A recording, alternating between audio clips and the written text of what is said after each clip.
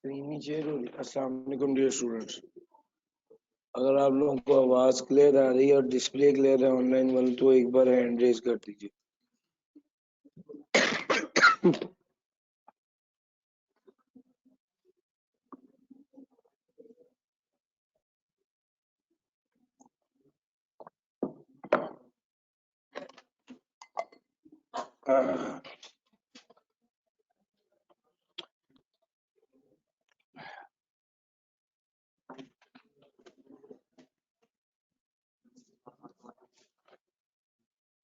वाह यार, आवाज डिस्प्ले क्लियर है।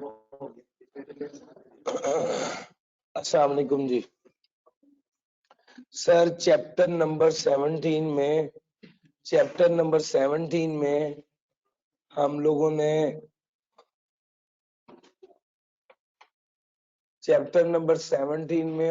ने सेल्स टैक्स की बात शुरू की थी और सेल टैक्स का जो की कॉन्सेप्ट है सप्लाई, उसकी बात शुरू की थी और सप्लाई में हमने 7 बातें डिस्कस की थी।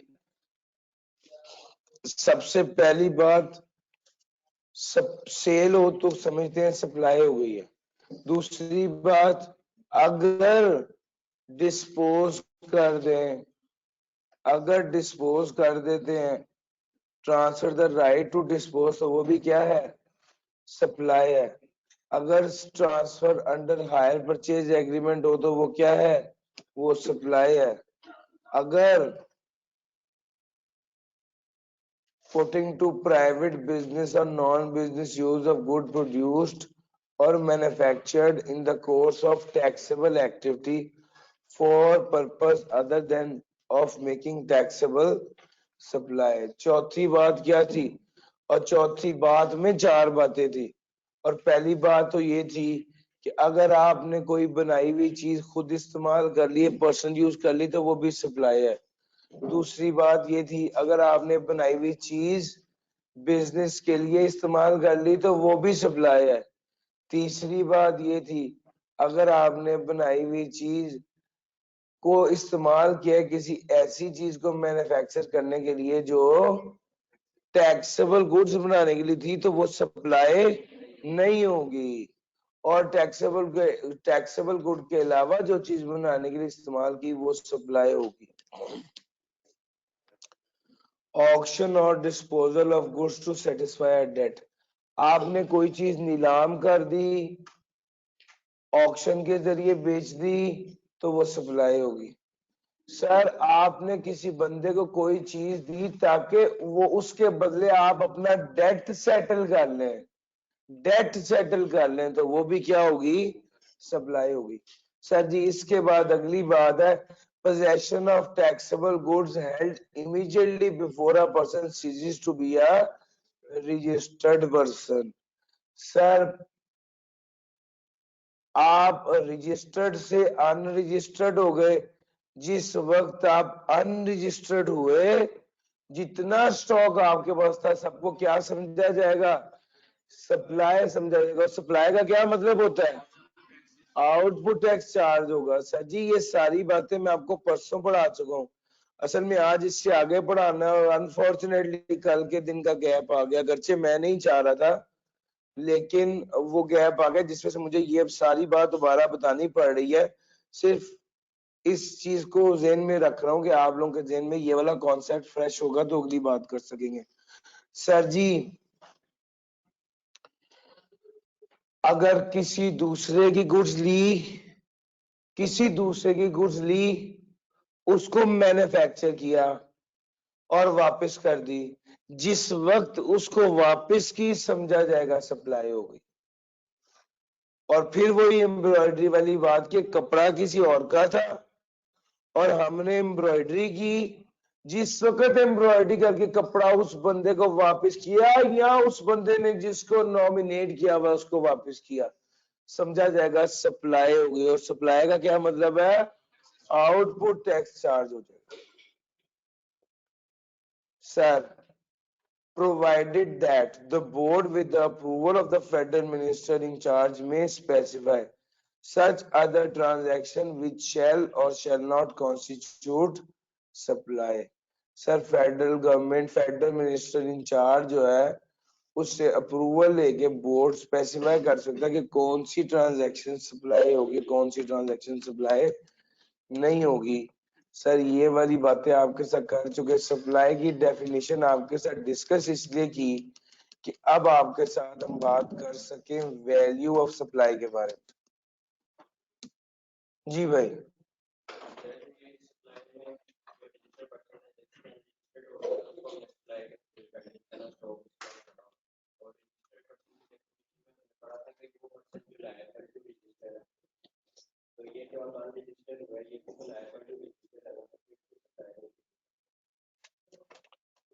जो बंदा लायबल टू बी रजिस्टर्ड होता है वो अनरजिस्टर्ड नहीं हो सकता। जो बंदा लायबल टू बी रजिस्टर्ड होता है वो अनरजिस्टर्ड नहीं हो सकता। जुमले पे गौर करें, मैंने पहले भी यही कहा।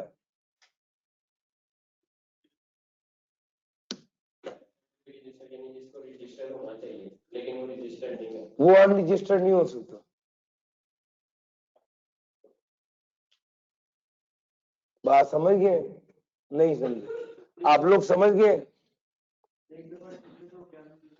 और सर जो कभी रजिस्टर्ड हुआ ही नहीं, एक बच्चा कहता है मैंने कहा आप कौन सी क्लास में हो, कहते हैं मैं एफएसजी में हूं, मैंने सीए छोड़ दी है। इसका मतलब है वो बकवास कर रहा है, वो एफएससी में ना उसने कभी सीए शुरू किया है तो ना उसने सीए छोड़ा है। सर जी मेरी बात समझ आ रही है? बिल्कुल इसी तरह एक बंदा जो कभी रजिस्टर्ड था ही नहीं, एक बंदा जो कभी रजिस्टर्ड था ही नहीं, वो अनरजिस्टर्ड नहीं हो सकता। समझ आ रही है? ये आपके सवाल का जवाब है। जी भाई।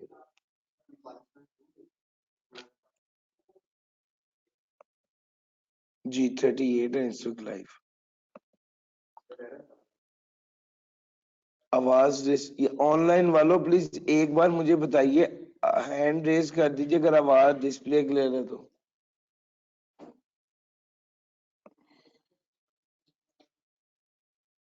सही है। What is the difference between registered person and unregistered? जो सेल टैक्स एक्ट के मुताबिक रजिस्टर्ड है उसे रजिस्टर्ड पर्सन कहेंगे।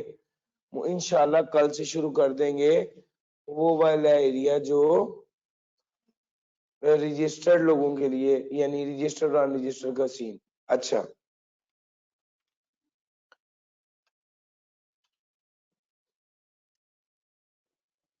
सर जी आज दी असल गल जिसके लिए ये सारी क्लास और सारी बेस अभी तक बनाई है, वैल्यू ऑफ सप्लाई। सर जी पहली बात तो ये है, सर ये गेम क्या हो रही है इसका? चलो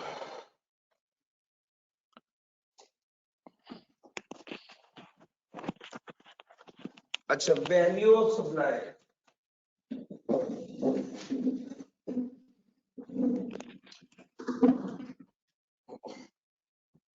कल रात मैसेज बच्चे पूछने लगे सुबह क्लास होगी, मैं क्या जी बिल्कुल क्लास हो। सारी गल होगी कि सुबह क्लास होगी, रात 11 बजे फिर बुखार चढ़ गया। ठीक है फिर मैंने कहा नहीं अब नहीं मजाक हो। अच्छा सर देखिएगा, वैल्यू ऑफ सप्लाई की बात करने लगा। वैल्यू ऑफ सप्लाई में किस वैल्यू का 17% लेना है? सप्लाई वो अमाउंट जिस पे आउटपुट टैक्स लगता है, यही बताया ना। ऊपर से उसका 17% लेना होता है for the calculation of sales tax. अच्छा जरा देखिएगा,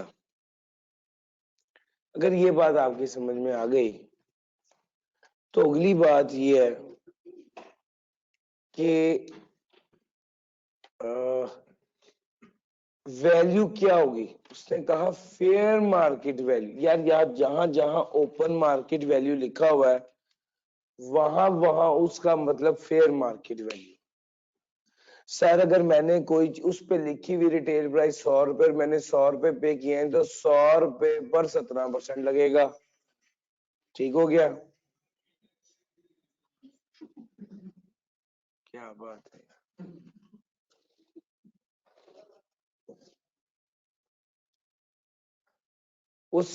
उस अमाउंट जो उसकी प्राइस है उसका 17% लगेगा।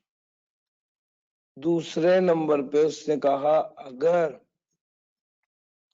कीमत अदा की गई है और कीमत जो अदा की गई है वो अदर देन कैश या अमाउंट की गई है, बल्कि चीजों को तब्दील किया गया, जिसको वो कहता है कि फुली और पार्टली इन काइंड। अगर इन काइंड है तो वैल्यू ऑफ सप्लाई क्या होगी? इसका जवाब है कि ओपन मार्केट वैल्यू। मैंने एक गाड़ी के बदले गाड़ी दे दी, इसको कहते हैं मैंने कंसिडरेशन इन काइंड पे की है। तो जो चीज मैंने ली है उसकी फेयर मार्केट वैल्यू होगी, वैल्यू सप्लाई, और वैल्यू सप्लाई पे 17% लगाते हैं to calculate the sales tax. तो सबसे की कॉन्सेप्ट है value of supply. if supplier और recipient are associate, सर ये आपस में इनका ताल्लुक था, एसोसिएट थे, तो क्या पता रियायत कर दी हो। सर जी अगर एसोसिएट होने की वजह से 100 रुपए की चीज 90 रुपए की दी है तो टैक्स वाले क्या करें? टैक्स वाले तो 100 रुपए पर ही टैक्स लगाएंगे, 90 रुपए पर टैक्स नहीं लगाएंगे। यानी जो 17% चार्ज होना है वो 100 पर होगा, ना के 90 पर। सर तीसरे नंबर पे if taxable supply is made to general public on installment basis. Sir आपने किस्तों पे चीजें खरीद ली है, 100 रुपए की चीज थी आपने किस्तों पे खरीदी, 100 रुपए की चीज थी आपने किस्तों पर खरीदी है, इंस्टॉलमेंट पर खरीदी है। तो 100 रुपए वाली चीज अगर आपने इंस्टॉलमेंट पे खरीदी तो कितने की खरीदी? मिसाल के तौर पे 120 रुपए की खरीदी। अब टैक्स 100 पे लगेगा या 120 पर? 100 रुपए पर लगेगा, 100 रुपए पर लगेगा। सर फेयर मार्केट वैल्यू पे टैक्स लगता है, ऊपर भी यही पढ़ा है, उससे पहले भी यही पढ़ा है, फेयर मार्केट वैल्यू पर टैक्स लगता है। अगला पॉइंट इंपॉर्टेंट है यार, इसमें से पेन तो दीजिएगा। नहीं ये नहीं भाई। सर अगर डिस्काउंट ऑफर हो जाए, आपको पता है 2 तरह का डिस्काउंट होता है, एक ट्रेड डिस्काउंट होता है और एक सेटलमेंट डिस्काउंट होता है। जो ट्रेड डिस्काउंट होता है, जो ट्रेड डिस्काउंट होता है वो उसी मौके पर दिया जाता है। जैसे हमने कोई चीज खरीदनी थी, उस साहब से पूछा कितने की, उसने कहा 100 रुपए की, हमने कहा 90 दूं, उसने कहा हाँ जी दे दो, हमने 90 रुपए की वो चीज खरीद ली। इसको कहते हैं ट्रेड डिस्काउंट, ये मौके पर डिस्काउंट होता है। और वो जो आपको इनवॉइस बना के देता है वो भी 90 रुपए की बना के देता है, 100 रुपए की नहीं बना के देता। तो ट्रेड डिस्काउंट में याद रखिएगा, ट्रेड डिस्काउंट वो डिस्काउंट होता है जो ट्रेड के वक्त किया जाता है और वो इनवॉइस पर मेंशन्ड होता है। सेटलमेंट डिस्काउंट वो डिस्काउंट होता है, अब हमारे आपने अकाउंटिंग में ट्रेड डिस्काउंट और सेटलमेंट डिस्काउंट पढ़ा है तो बहुत अच्छी बात है, और अगर नहीं पढ़ा तो हमसे रेलेवेंट की पॉइंट ये है कि भाई वो इनवॉइस पे मेंशन होता है, इनवॉइस पे मेंशन होता है। ट्रेड डिस्काउंट इनवॉइस पे मेंशन होता है, सेटलमेंट डिस्काउंट इनवॉइस पे मेंशन। आपने जब खरीदा 100 रुपए की इनवॉइस उसने आपको दे दी, आपने उससे 3 माह का उधार किया, आपने उससे 3 माह का उधार किया, 10 दिनों बाद आपने उसे कहा मैं अभी पेमेंट कर दो 90 रुपए की, उसने कहा हाँ कर दो, आपने उसे 90 रुपए की पेमेंट कर दी। इनवॉइस तो आपको ट्रेड के वक्त, ट्रांजैक्शन के वक्त ही मिल गई थी और उस पर कोई डिस्काउंट मेंशन नहीं था। तो ट्रेड डिस्काउंट अगर प्रोवाइड किया जाए तो वैल्यू ऑफ सप्लाई कम होती है, डिस्काउंटेड प्राइस ली जाती है, discounted price excluding the amount of tax provided the tax invoice shows discount and the related tax and discount allowed is in conformity with the business norms। पहली मोटी बात तो ये है कि इम्पोर्टेंट बात तो ये है कि भाई ट्रेड डिस्काउंट होगा तो सेटलमेंट डिस्काउंट होगा तो नहीं। दूसरे नंबर पे इनवॉइस पे मेंशन होगा तो, इनवॉइस पे मेंशन नहीं होगा तो नहीं। तीसरे नंबर पर इन कंफर्मिटी विद द बिजनेस होगा। मिसाल के तौर पे ये सर्दियों का ईयर एंड है, हर जगह पे 50% 40% फ्लैट ऑफ डिस्काउंट लगा हुआ है। सर ये जो डिस्काउंट है ये नॉर्म ऑफ द बिजनेस है, ठीक है, नॉर्म ऑफ द बिजनेस है। ये वाला डिस्काउंट अगर नवंबर की 25 को लग जाए तो ये एक्स्ट्रा ऑर्डिनरी डिस्काउंट होगा ना, लेकिन इस वक्त तो उन्हें पता है कि जो अब भी ना बिका उसे तो 1 साल रखना पड़ जाएगा। वो 1 साल अगर 1 करोड़ रुपए का माल उनके पास है और वो 1 साल रखेंगे तो उसको रखने की कॉस्ट और वो जो पैसा स्टक रहेगा उसकी कॉस्ट बहुत ज्यादा है। वो कहते हैं अगर 40% भी रिकवर हो जाए, 60% भी रिकवर हो जाए तो वो बेहतर है। ये बिजनेस सेंस है समहाउ। इसमें जो काम की बात है वो ये कि अगर तो बिजनेस नॉर्म है तो फिर तो कोई मसला नहीं है, नॉर्मल बिजनेस डिस्काउंट होना चाहिए। एक बार पास पेपर में लिखा है स्पेशल डिस्काउंट है। पास पेपर में सेल टैक्स में सबसे ज्यादा जो एडजस्टमेंट आई है वो ये आई है डिस्काउंट वाली, इसीलिए मैं इस पे इतना फोकस कर रहा हूं और इसीलिए इसको इतना डिटेल में बता रहा हूं। एक चीज और देखिए, पास पेपर में सवाल कैसे आया, 100 रुपए की चीज थी, 10 रुपए का डिस्काउंट दिया। आप नोट देंगे जी डिस्काउंट अगर तो ट्रेड डिस्काउंट था इनवाइस पे शो हो रहा है और नॉर्मल बिजनेस डिस्काउंट था तो अलाउड एज डिड, तो फिर सप्लाई की वैल्यू कम होगी और डिस्काउंटेड वैल्यू यानी 90 रुपए पर सेल टैक्स अलाउ करेंगे ना, 90 रुपए पर। दूसरे नंबर पर अगर उसने ये बात कह दी, सुनना, अगर उसने ये बात कह दी कि इसको 25% डिस्काउंट हुआ है, स्पेशल डिस्काउंट है, स्पेशल डिस्काउंट हुआ है तो ये गलत हो गया काम। वैल्यू ऑफ सप्लाई दोबारा इंक्रीज करेंगे अगर पहले ही माइनस हो गया हुआ है। सर अगर तो पहले ही माइनस कर दी हुई है तो वैल्यू सप्लाई क्या करेंगे, दोबारा बढ़ा देंगे। और अगर पहले माइनस नहीं किया तो लिख देंगे भाई 25% डिस्काउंट स्पेशल डिस्काउंट है तो वो तो वैल्यू सप्लाई को कम नहीं करेगा। एक सवाल में उसने पता क्या किया, कहता है 35% स्पेशल डिस्काउंट मिला है, नॉर्मल डिस्काउंट तो 10% था, नॉर्मल डिस्काउंट तो 10% था। अब पता है क्या करेंगे,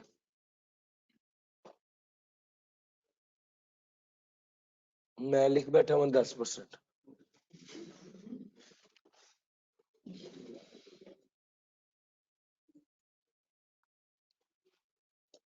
अब पता है क्या करेंगे, 35% को माइनस करके, यार उन्हें बुलाएं भाई, उन्हें कहें कि यहाँ पे मसला आ रहा है, हमारे साथ मौजूद है भाई, प्लीज बुलाइएगा।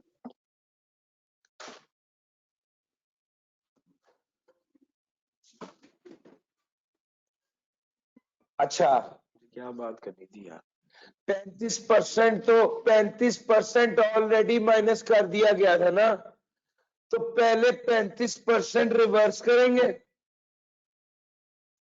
उसके बाद 10% अलाउ करेंगे।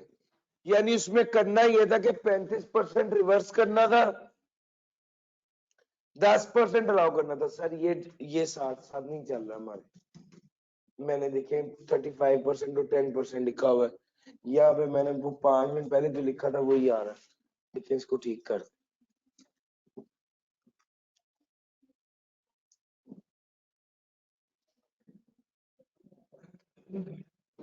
ऑनलाइन ठीक जा रहा है भाई, ऑनलाइन ठीक जा रहा है ना, ऑनलाइन ठीक जा रहा है, सिर्फ इसका मसला है, इसका इंटरनेट नहीं आ रहा।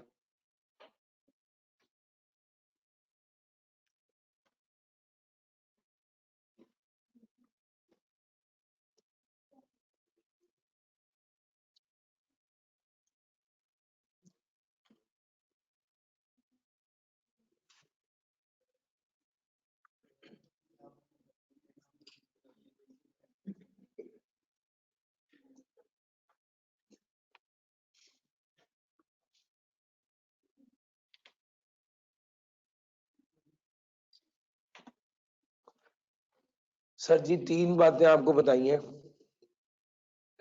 तीन बातें आपको बताइए। नॉर्मल डिस्काउंट है वो माइनस करना होता है, प्रैक्टिस बिजनेस प्रैक्टिस के मुताबिक है वो माइनस करना होता है, ट्रेड डिस्काउंट है वो माइनस करना होता है, इनवॉइस पे शो हो रहा है वो माइनस करना होता है, स्पेशल डिस्काउंट है माइनस नहीं करना होता है, as per the terms of engagement, as per the business practice नहीं है वो माइनस नहीं करना, और सेटलमेंट डिस्काउंट है वो माइनस नहीं करना। फिर उसके अलावा उसने कहा इनवॉइस पे शो नहीं हो रहा तो माइनस नहीं करना। सर अगर स्पेशल नेचर ऑफ ट्रांजैक्शन है where it is difficult to determine the value of supply, तो ओपन मार्केट वैल्यू। अगर ठीक हो गया, अगर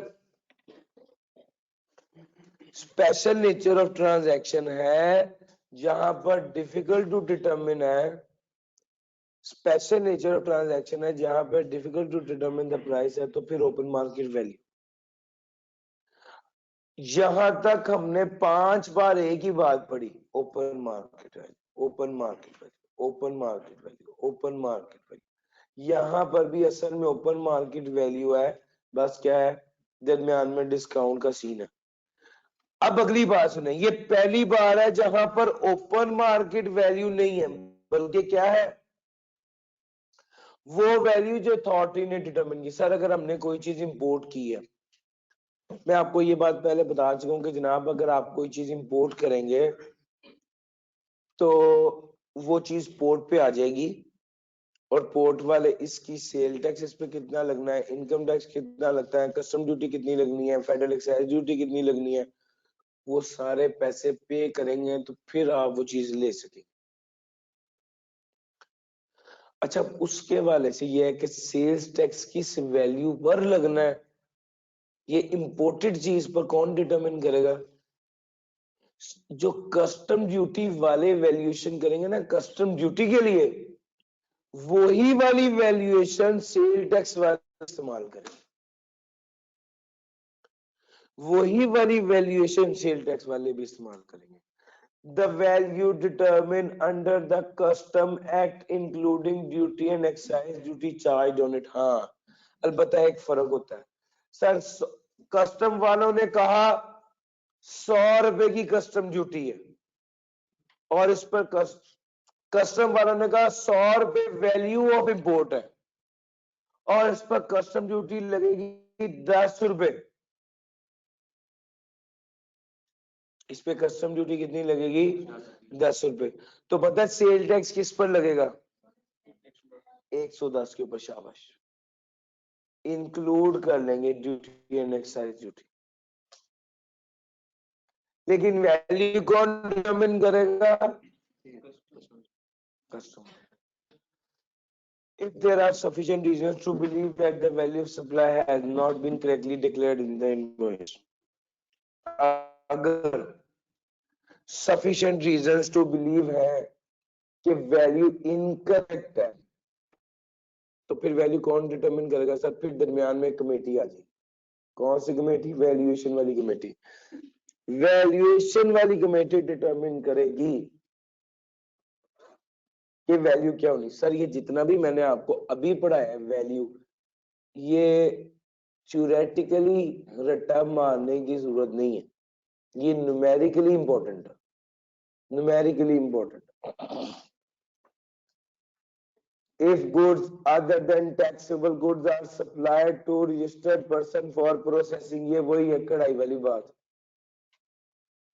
सर जिस वक्त हमने कढ़ाई किया हुआ कपड़ा वापस किया तो समझा जाएगा सप्लाई हो गई है, ये तो पढ़ाया है ना। अगला स्टेप देखो सर, वैल्यू ऑफ सप्लाई क्या होगी, जो कढ़ाई की कीमत है, open market value of supply.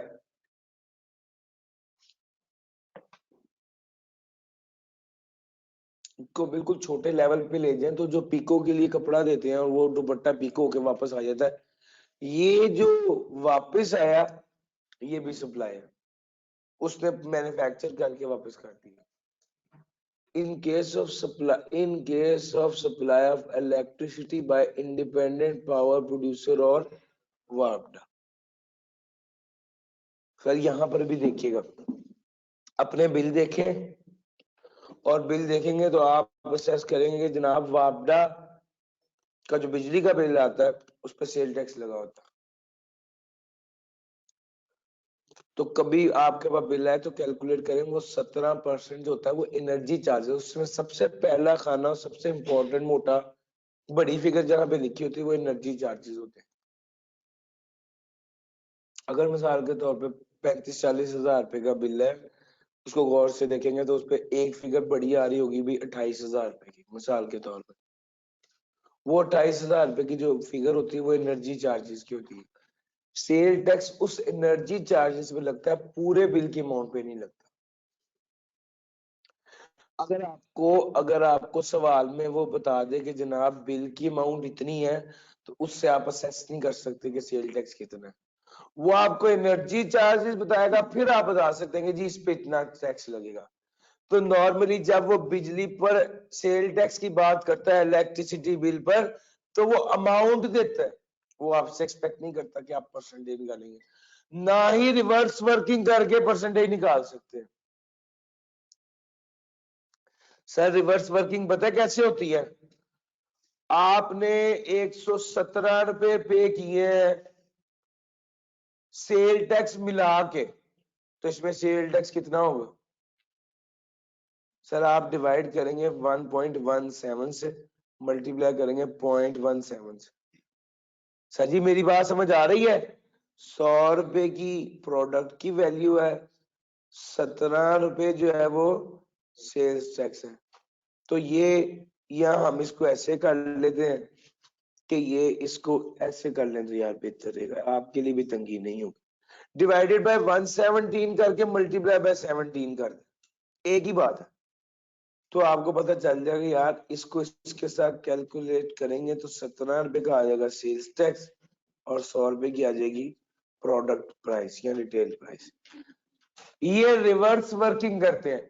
आपको अगर उसने बिजली का बिल दिया हुआ है, आपको अगर उसने बिजली का बिल दिया हुआ है तो वो आपसे कभी भी ये वाली रिवर्स वर्किंग नहीं करा सकता।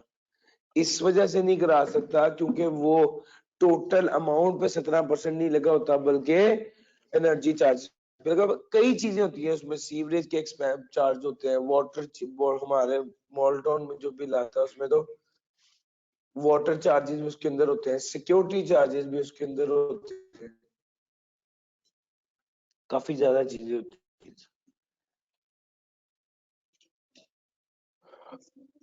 जी बताइए।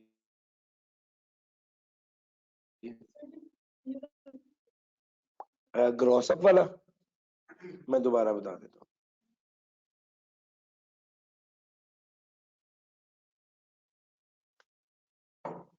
असल में ये न्यूमेरिकल में काफी फ्रीक्वेंटली यूज होता है और इंशाल्लाह वहां पे समझ आ जाएगा।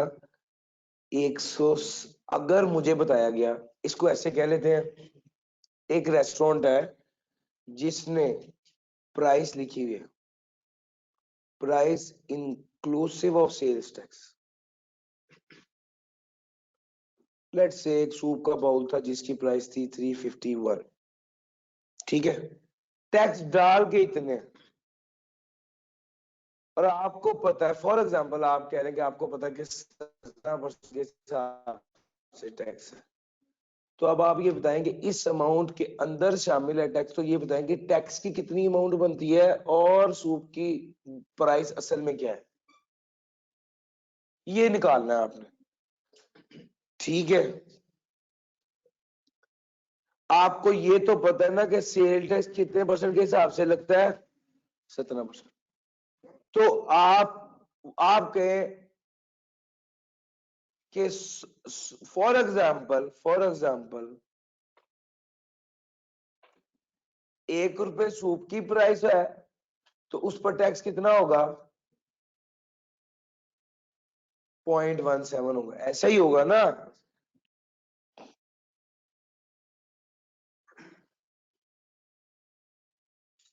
चलो जी, मैं बिल्कुल बेसिक लेवल पे आ जाना हूं। Let x be the price of soup.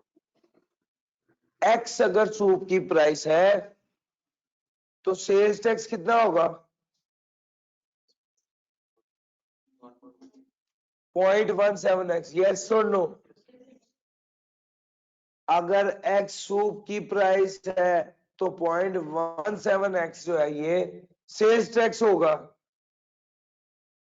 आप क्या डिटरमिन करना चाहते हैं, अगर आप से इसका मतलब ये है x प्लस 0.17x किसके बराबर है, 351 के बराबर है। सर ये इक्वेशन बन गई, यस और नो। 1.17x 351 के बराबर है, और x किसके बराबर होगा, 351 डिवाइडेड बाय 1.17। जरा कैलकुलेट कीजिए। इसका मतलब है सूप की प्राइस आ गई 300, और 300 का 17% दीजिए,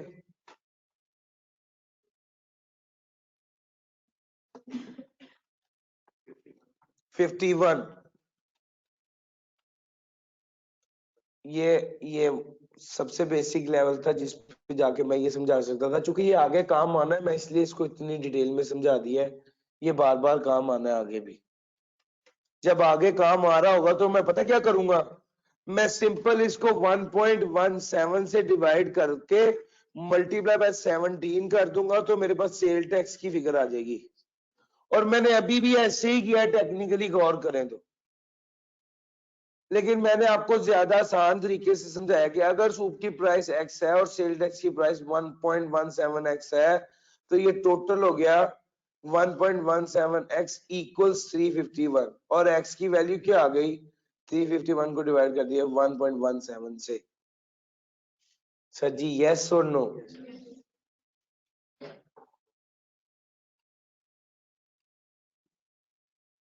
जी आपने सवाल किया था, आपको समझ आ गया। जी आगे चलते हैं। The amount received on account of energy purchased priced only। Amount जो वसूल किया एनर्जी पर उसकी बात कर रहा था। आम तौर पे अगर इसमें सिर्फ सेल टैक्स ही शामिल है तो बड़ा आसान है सूप की प्राइस को कैलकुलेट करना।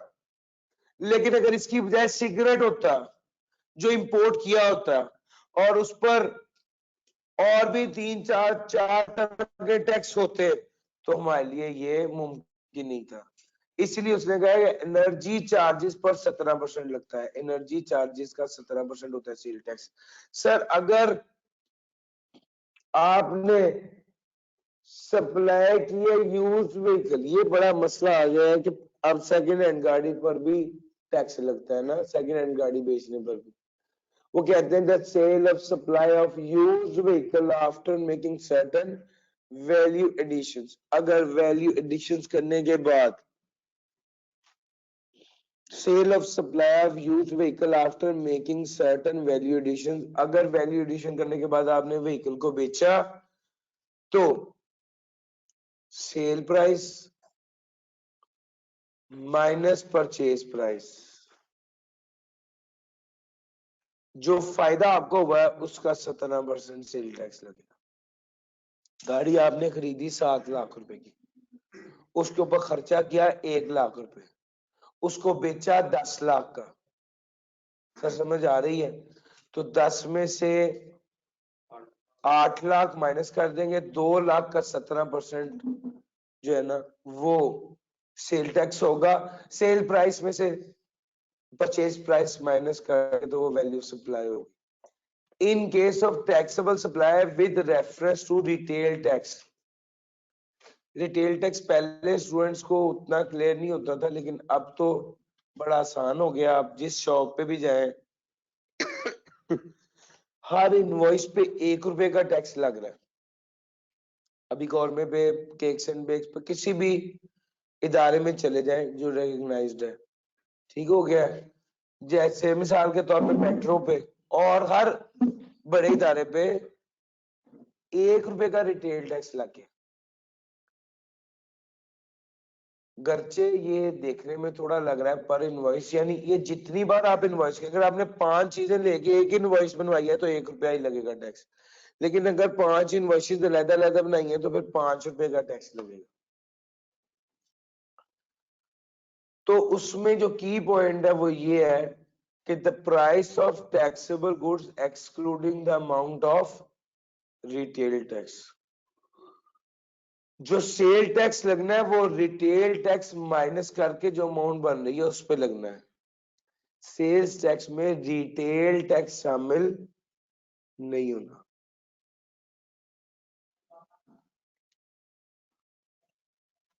अच्छा जनाब, अगर supply of electric power and gas by the distribution company है तो द टोटल अमाउंट बिल। अगर डिस्ट्रीब्यूशन कंपनी से आपको बिजली और गैस मिल रही है तो जितनी टोटल बिल की अमाउंट होगी उस पर सेल टैक्स लगेगा, एक्सक्लूडिंग पेमेंट सरचार्ज और सेल टैक्स। अब यहां पर जरा गौर करना, अगर आपने वापडा से ली थी बिजली, इंडिपेंडेंट पावर प्रोड्यूसर से या वापडा से ली थी, तो आपको एनर्जी चार्जेस पर लगा था। और अगर आपने सप्लाई किया इलेक्ट्रिक पावर और गैस बाय डिस्ट्रीब्यूशन कंपनी तो कितने पे लगेगा? The total amount bill excluding late payment surcharge and total bill amount पर लगेगा। सिर्फ वो जो कहते हैं ना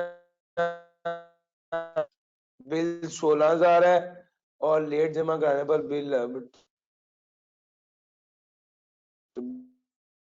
बिल बनेगा 17,000, तो ये 1,000 का जो फाइन है ये लेट सरचार्ज है, इस पर टैक्स। लेकिन जो 16,000 होगा उस पर लगेगा। नहीं सर, वैल्यू ऑफ सप्लाई के हवाले से हमारे पास ये सारी बातें थी। मैं फिर कह रहा हूँ इसको रट्टा लगाने की जरूरत नहीं है, लेकिन इसका लेफ्ट कॉलम अगर आ जाए तो राइट आपको आना चाहिए। लेफ्ट कॉलम याद नहीं करना, लेकिन लेफ्ट कॉलम से सवाल आए तो राइट आपको आना चाहिए। वो आपसे इस तरह सवाल भी पूछ सकता है और न्यूमेरिकल तो उसने पूछना होता है और पूछना ही है।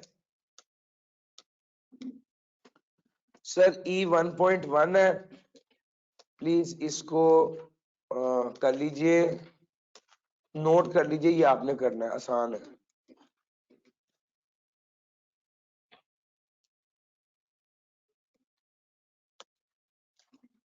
Sir mister Asif is involved in the manufacturing of car and has provided the following. Sale of cars to customer, sir ये सप्लाई है या नहीं? यस और नो? सर है। अगर कार कस्टमर को सेल किए हैं तो ये सप्लाई है। Car put to personal use, क्या ये सप्लाई है? यस और नो? सर ये भी सब। सर सप्लाई जो होती है आउटपुट टैक्स चार्ज होता है ना, तो भैया एक बार पढ़ते हुए सिर्फ ये देख रहे हो सप्लाई है या नहीं है, बाद में आउटपुट इनपुट ही कैलकुलेट करना है। लेकिन पढ़ते हुए सेल किया सप्लाई है, पर्सनल यूज के लिए कार की सप्लाई है, car given in charity supply है या नहीं है? सर आपने ट्रांसफर कर दिया ना किसी दूसरे को, सप्लाई है sir. Car shifted from factory to use in admin office, supply है या नहीं है? सर ये सप्लाई है चूंकि बिजनेस यूज के लिए होगी। सर परचेज ऑफ गुड्स, ये तो परचेज की है, ये सारी सेल की है, सेल की है तो आउटपुट टैक्स चार्ज होगा। जरा इसको टोटल कीजिएगा, 6, 32 और 8, सही है, 10 मिलियन बना पूरा।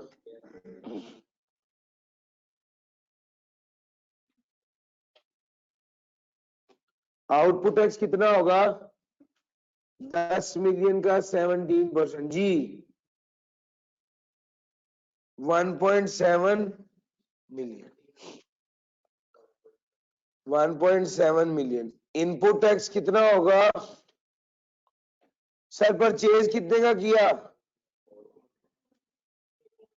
इंटू 17% जी,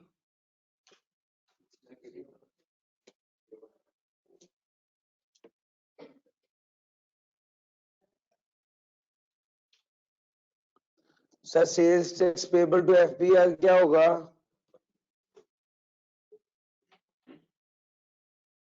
आपको पता होना चाहिए क्या सप्लाई है और क्या सप्लाई नहीं है, ये आपको पता होना चाहिए। जो सप्लाई है आउटपुट टैक्स चार्ज होगा, जो सप्लाई नहीं है उस पे आउटपुट टैक्स चार्ज नहीं होगा। सर जी यही पहचानना है, आपका काम था पहला। दूसरे नंबर पे आउटपुट माइनस इनपुट करेंगे, सेल्स टैक्स पेबल आ जाएगा।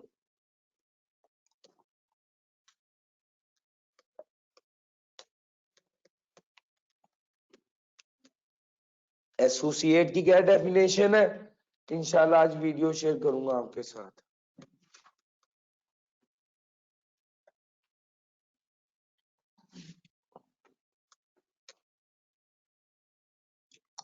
सर टाइम ऑफ सप्लाई, ये हमारी आज की आखिरी बात।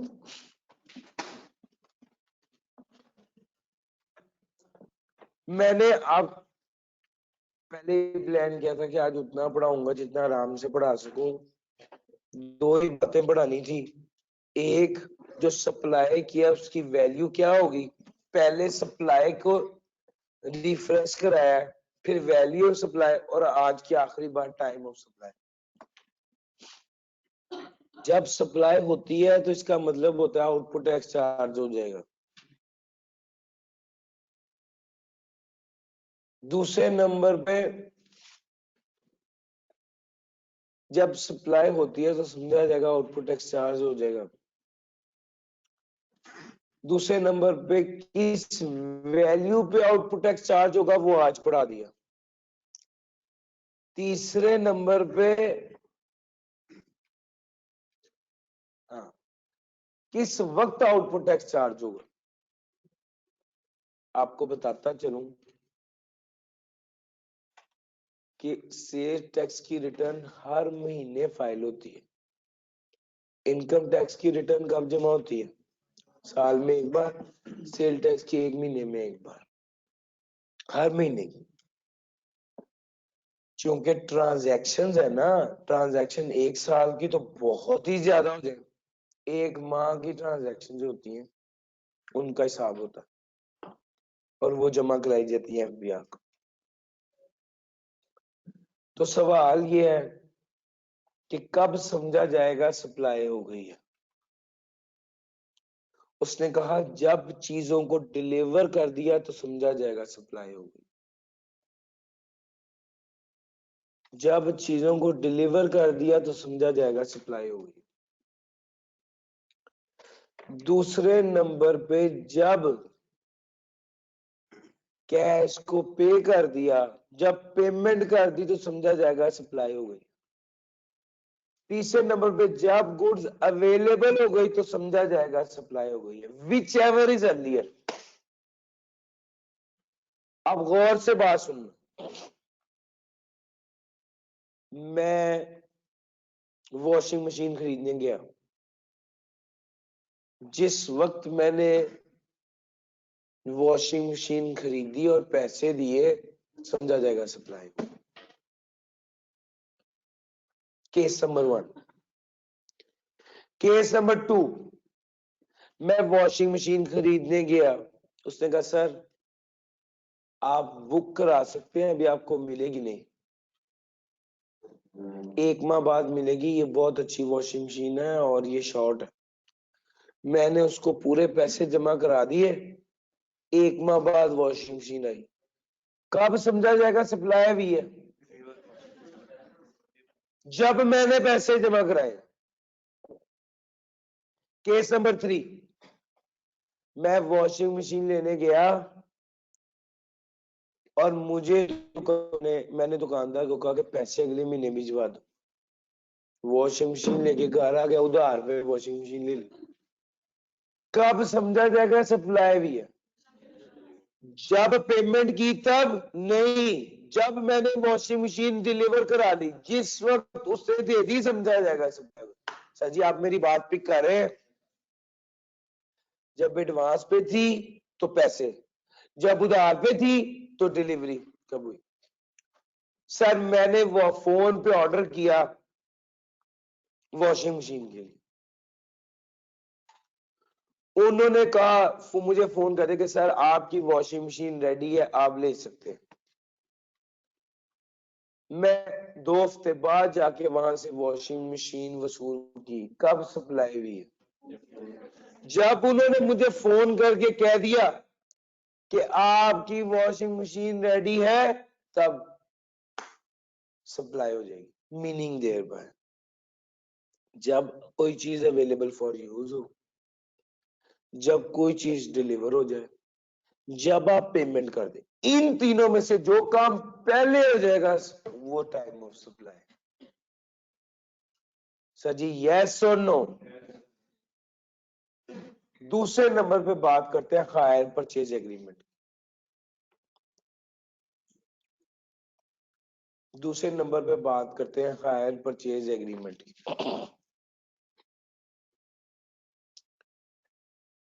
हायर परचेज एग्रीमेंट क्या है? किस्तों पर चीजें लेना। कब समझा जाएगा कि सप्लाई हो गई? जब एग्रीमेंट हो गया समझा जाएगा सप्लाई। ना पैसे लिए, ना पैसे दिए, ना चीज ली, ना चीज दी, जब एग्रीमेंट हो गया समझा जाएगा supply.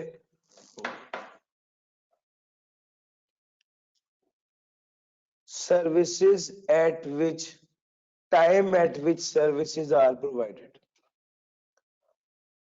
Time at which services are provided. Sir जब सर्विसेज प्रोवाइड करनी होती है तो पहले पैसे दिए हो या बाद में दिए हो फर्क नहीं पड़ता। टाइम ऑफ सप्लाई कब होगा? जब सर्विसेज प्रोवाइड की गई। चौथे नंबर पे पार्ट पेमेंट। पार्ट पेमेंट होता है आधी आधी करके पेमेंट की। कुछ पेमेंट फरवरी में की है, कुछ मार्च में की है। तो अगर तो टैक्सेबल सप्लाई थी तो जब पेमेंट वसूल की तब सप्लाई हो जाएगी। shall be charged in the period in which the payment is received।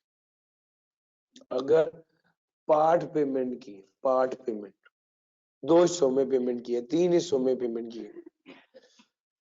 दूसरे नंबर पे जो काम की बात है वो ये है कि अगर एग्जाम सप्लाई थी तो it shall be accounted for in the return of the tax period during which the exemption is withdrawn from such supply। Sir ये पॉइंट इंपॉर्टेंट है। फरवरी में एग्जेम्प्ट थी और मार्च में टैक्सेबल थी। 5,000 फरवरी में दिया, 5,000 मार्च में दिया, समझा जाएगा ये सप्लाई मार्च में भी। In respect of exempt supply, it shall be accounted for in the return for a tax period during which the exemption is withdrawn from such supply।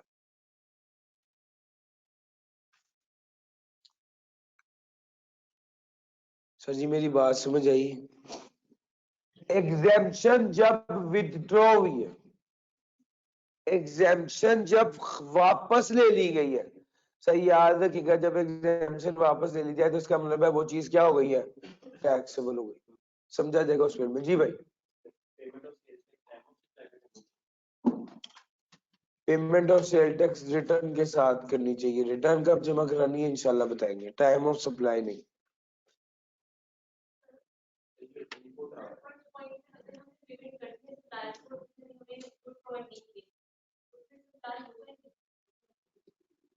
हाँ जी 100% हो जाएगी।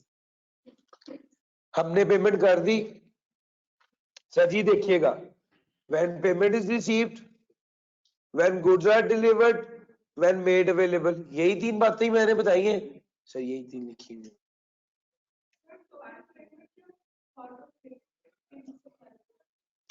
टोटल पेमेंट की ये बात हो रही है, पार्ट पेमेंट की ये बात हो रही है।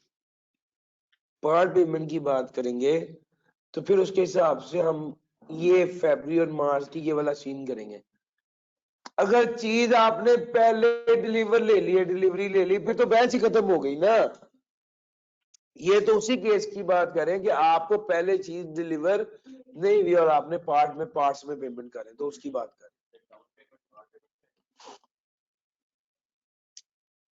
डाउन पेमेंट 100% पेमेंट की है तो फिर वो पार्ट पेमेंट है।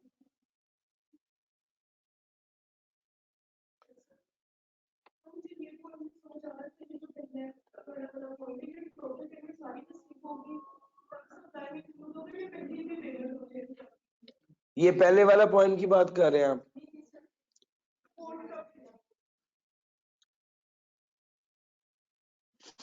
अगर सप्लाई टैक्सेबल है तो फर्क नहीं पड़ता फरवरी में पेमेंट हो रही हो मार्च में, जितनी जितनी पेमेंट होती रहेगी उतनी उतनी सब वो आउटपुट चार्ज होता रहेगा। मसला तो वहां पे आता है कि वो टैक्सेबल ना होती, यानी फरवरी में आधी पेमेंट हुई है, आधी मार्च में हुई और सामान तो भी कहीं आगे जाके मिलना था। मसला वहां पे है। तो वहां पे जो फरवरी में पेमेंट हुई है 5,000, उस वक्त वो एग्जाम था, और जब मार्च में पेमेंट हुई है तो वो टैक्सेबल हो गया। तो समझा जाएगा सप्लाई मार्च के महीने में हुई है, जब वो टैक्सेबल हो ताकि उस पर टैक्स लगे। टैक्स लगेगा तो एफबीआर को फायदा होगा। डन हो गई भाई बात। ले सर आज के लिए इतना ही था। थैंक यू जी, अल्लाह हाफिज। फिर बहस ही नहीं है, फिर तो टैक्स लगना ही नहीं है, फिर सप्लाई।